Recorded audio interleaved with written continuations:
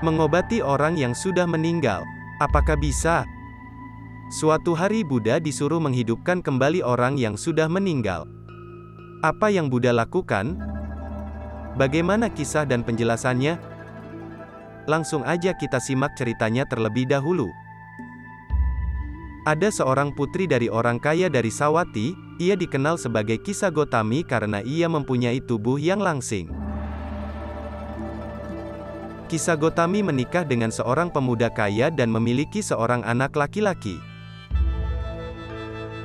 Anak tersebut meninggal dunia ketika ia baru saja belajar berjalan dan Kisah Gotami merasa sangat sedih. Dengan membawa mayat anaknya ia pergi untuk mencari obat yang dapat menghidupkan kembali anaknya dari setiap orang yang ditemui. Orang-orang mulai berpikir bahwa ia telah menjadi gila. Tetapi seorang bijaksana, yang melihat kondisinya, berpikir bahwa ia harus memberikan pertolongan dan berkata kepadanya, "Sang Buddha adalah seorang yang harus kamu datangi. Ia memiliki obat yang kamu butuhkan, pergilah kepadanya." Kisah Gotami kemudian pergi menemui Sang Buddha dan bertanya, obat apakah yang dapat menghidupkan kembali anaknya? Sang Buddha berkata kepadanya untuk mencari segenggam biji lada dari rumah keluarga yang belum pernah terdapat kematian. Dengan membawa anaknya yang telah meninggal dunia di dadanya, Kisah Gotami pergi dari rumah ke rumah, untuk meminta segenggam biji lada. Setiap orang ingin menolongnya, tetapi ia tidak pernah menemukan sebuah rumah pun di mana kematian belum pernah terjadi. Kemudian ia menyadari bahwa tidak hanya keluarganya saja yang telah menghadapi kematian, terdapat lebih banyak orang yang meninggal dunia daripada yang hidup. Tak lama setelah menyadari hal ini, sikap terhadap anaknya yang telah meninggal dunia berubah.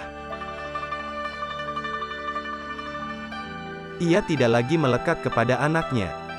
Ia meninggalkan mayat anaknya di hutan dan kembali kepada Sang Buddha serta memberitahukan bahwa ia tidak dapat menemukan rumah keluarga di mana kematian belum pernah terjadi. Kemudian Sang Buddha berkata, "Gotami, kamu berpikir bahwa kamu yang kehilangan seorang anak? Sekarang kamu menyadari bahwa kematian terjadi pada semua makhluk.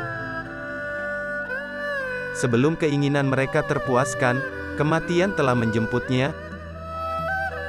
Di akhir cerita, Kisah Gotami berhasil menyadari tentang timbul tenggelamnya suatu makhluk. Kisah ini diambil dari Dhammapada ayat 114.